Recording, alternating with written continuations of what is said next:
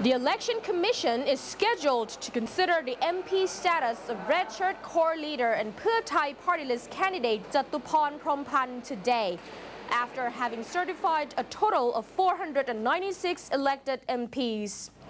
European Union and German investors still have confidence in Thailand and are keen to use the country as an ASEAN investment hub.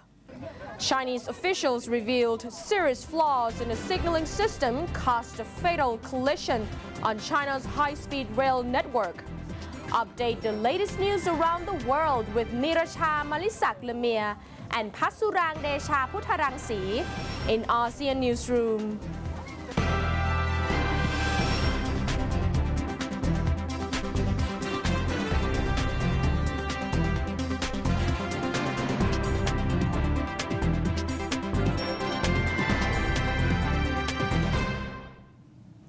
Good morning. It's July 29th, 2011.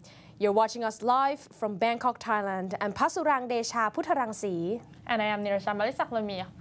As Their Majesty the King and the Queen of Thailand and also the other members of the royal family attend the royal bathing ritual for Her Royal Highness Princess Pecharat, the only child of King Rama VI, at the Grand Palace yesterday.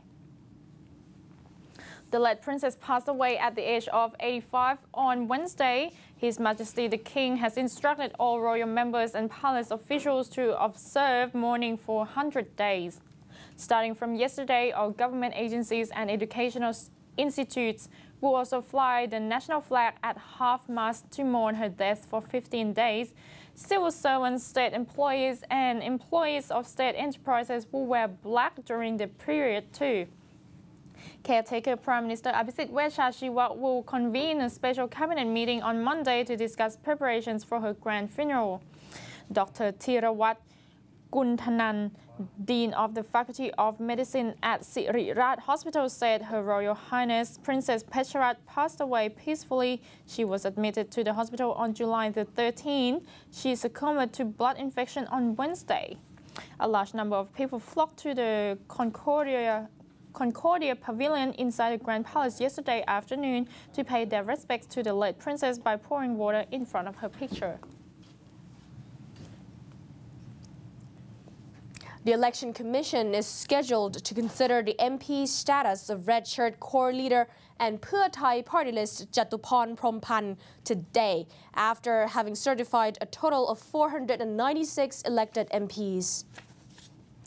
The atmosphere at the EC headquarters was lively throughout yesterday as a large number of newly endorsed MPs showed up to collect their certification documents.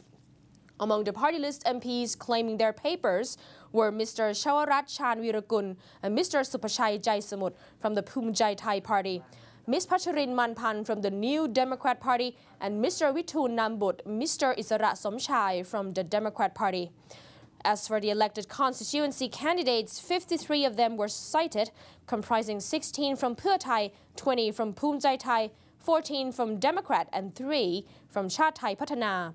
Meanwhile, EC Chairman Apichat Sukhakanon stated that the meeting yesterday was mainly to discuss pending complaints against certain MP elects, most of which he said had a tendency to be dismissed. Regarding the MP status of Mr. Jatuporn, he confirmed that no approval had been granted so far, as the related subcommittee was still investigating allegations against him. However, the EC is set to meet possibly for the last time tomorrow to decide whether or not Mr. Jatuporn should be spared from all charges and certified as an MP.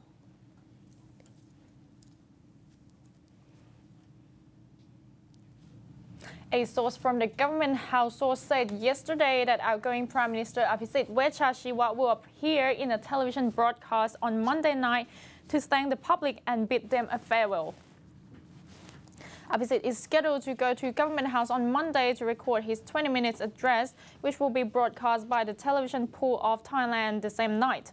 Later in the day, the outgoing Premier will share a special cabinet meeting about the preparations for the funeral of Princess Pecharat, who passed away on Wednesday at the age of 85. In his final public address, Apisit is expected to mention his government's work over the past 2 years and how determined he was to serve the country as Prime Minister. According to the source, the Premier, his deputies and Prime Minister's office ministers will continue working until a new cabinet is formed. A Prime Minister office staff who didn't want to be named say that as we wait for a royal command to open the new House of Representatives, we have a rough schedule of the new government which should take over soon. From August 1st, the Prime Minister, his deputies and the Prime Minister's office ministers will also only go to Government House when necessary. This will allow officials to prepare the premises for the new government. As part of the preparation, some key staff members from the Prime Minister's office have tendered their resignation. ASEAN Secretary-General Surin Pitsuwan ruled himself out of the race for the next Democrat Secretary-General, saying there were plenty of executive members who could replace Suthep Thaugsuban, who stepped down after the stunning defeat by the Pheu Thai party in the general election. My term will end in a year and a half. I prefer to work as the ASEAN chief. I'm confident that the Democrat Party will find somebody to replace Kun Suthep, as the party has many good individuals to fill the position, he said. Surin has served as a foreign minister and was an executive board member of the Democrat Party. He was elected as the Secretary General of the ASEAN Secretariat, which is based in Jakarta. The candidates for party Secretary General reportedly on the list are very efficient and could do the job, he added. While he had no role in determining the party's direction, as a member, he always learned of what was going on in the party. He would comment on how the party should proceed after its loss to Pheu Thai, saying those with responsibility would surely plan a long-term strategy. Suthep has refused to serve in the post again. Apisit Wechashiwa has also resigned as the Democrat Party leader.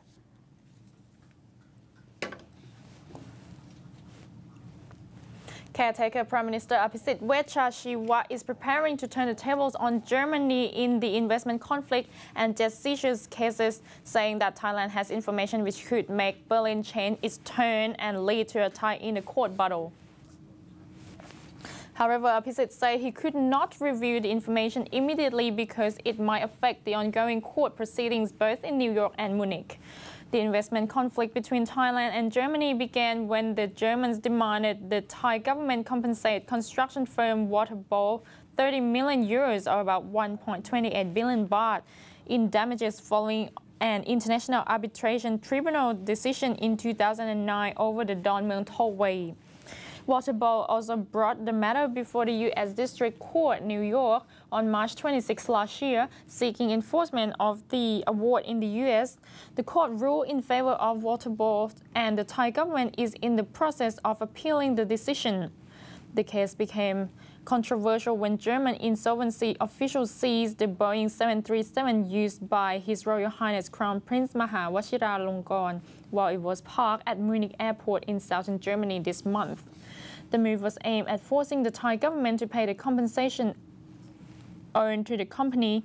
The German court in Munich decided last week to release the plane only after the Thai government paid a 20 million deposit, but the government refused. The Department of Disaster Prevention and Mitigation, or DDPM, has cautioned residents of the north and the northeast of heavy rains from 30th July to 3rd of August, while coordinating closely with its officials in the concerned areas. Based on a forecast of a meteorological department, DDPM Director General Wibun Sangwon-pong reported that a powerful monsoon will be sweeping through the northern and northeastern regions of Thailand during the 30th July to the 3rd of August. As a consequence, heavy rainfalls are expected with high chances of flash floods and mudslides across the affected areas. Therefore, the DDPM is coordinating with its local offices in Nakhon Ratchasima, Khon Kaen, Sakon Nakhon, Kamphaeng Phet, Phitsanulok, Lampang, Ubon Ratchathani, Udon Thani, and Chiang Rai on the prevention of possible dangers.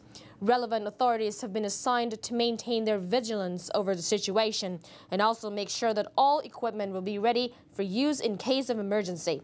People troubled by any kind of natural disaster can seek assistance from the hotline number 1784 around the clock.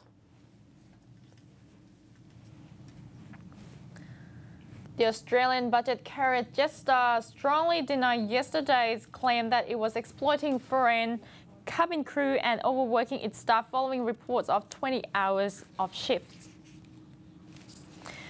The airline said it took fatigue extremely seriously and denied it forces cabin crew to operate when fatigued after former and current staff and pilots told an Australian television channel that flight attendants were overburdened. Foreign crews based in Bangkok were especially vulnerable, according to the report, with open-ended employment contracts stating the maximum 20-hour shift could be extended and punitive exit clauses. Jetstar chief Bruce Buchanan said a lot of the claims were completely false and we completely deny them. The claims about slave labor and the claims that we pay these people a pittance. Our salaries in Thailand, for instance, we are paying these people at least 20,000 Australian dollars a year in Thailand. That ranks in the top few % of salaries in the country.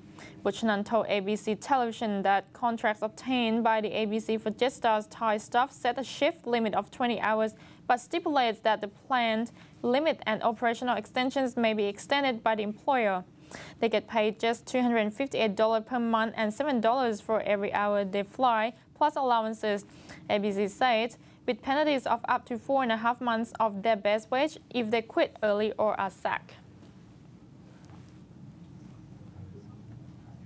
Coming up next, the EU investors are still economically confident in Thailand despite the jet spat.